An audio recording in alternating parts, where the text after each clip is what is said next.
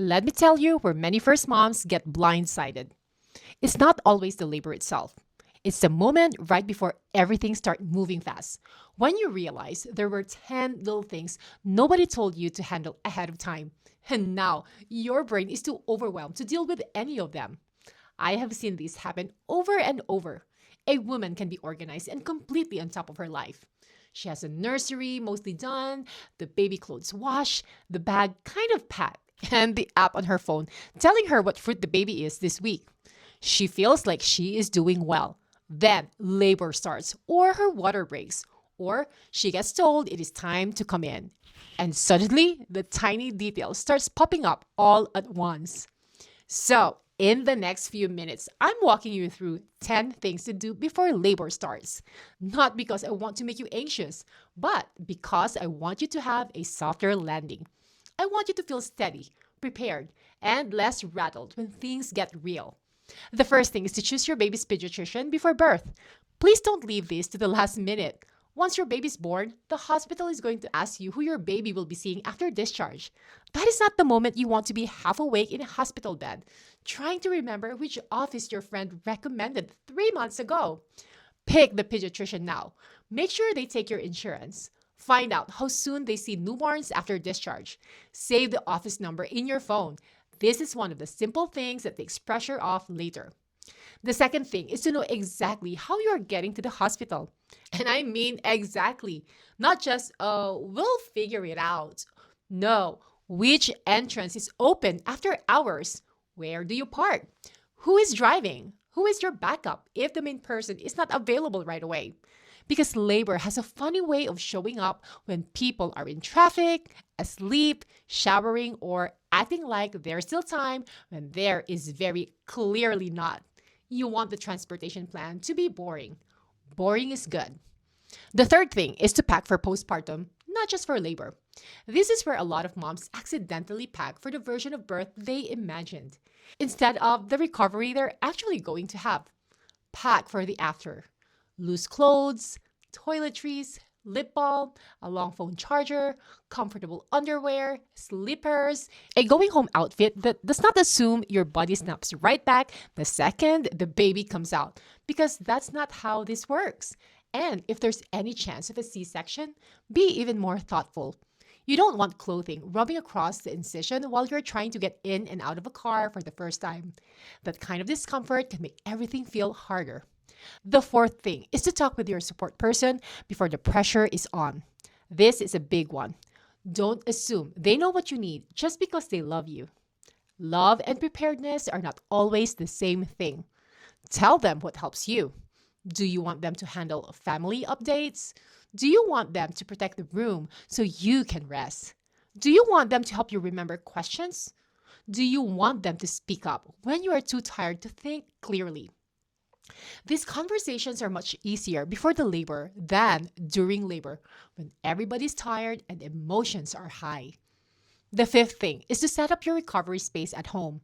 And I don't mean the nursery, I mean your space, the place where you're actually going to sit, heal, feed the baby, take your medicine, drink your water, eat your snack, and try to function when sleep becomes a very broken concept. Put the things you need within reach: pads, chargers, burp cloths, baby supplies, your water bottle, medications, snacks, and extra clothes.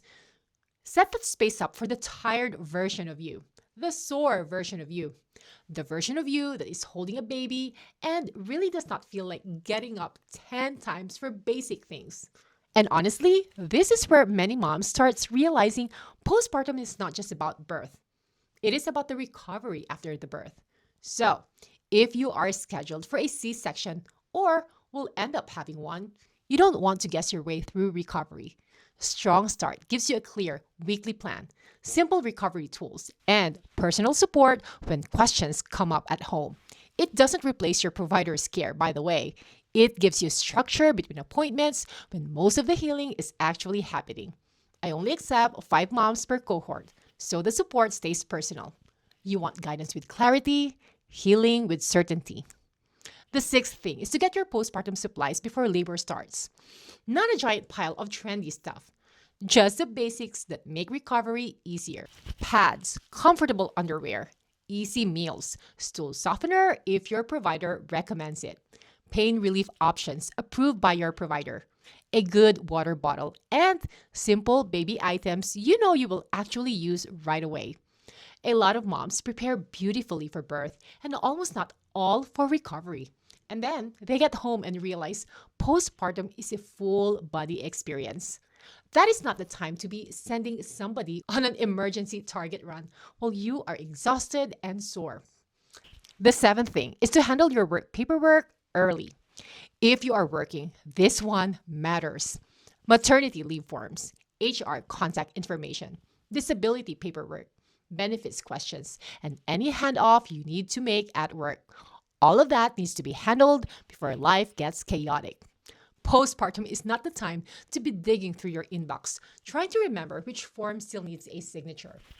This is one of the invisible stressors that can weigh on you more than you expect. The eighth thing is to learn the postpartum warning signs now. Most women spend so much time thinking about labor that they barely prepare for after delivery. But this matters. Heavy bleeding, chest pain, trouble breathing, fever, worsening pain, signs of infection, severe headache, or feeling emotionally like you are not coping well and something is not right. Those things matter. Knowing warning signs does not make you fearful. It makes you prepared. And prepared moms are more likely to get help sooner than brush something off. The ninth thing is to make a simple help plan, not a vague hope, a real plan. Who can bring food? Who can help with the laundry? Who can run to the store? Who is actually calming and supportive? And who is more likely to visit like they are attending a social event while you are sitting there leaking, limping, and wondering why everyone came empty handed? This part matters. New moms do better when help is clear, practical, and useful. And the 10th thing is to let go of the idea that everything has to go exactly according to plan. This one may be the hardest, especially for women who like to be prepared, organized, and in control. Birth not always follow the script in your head.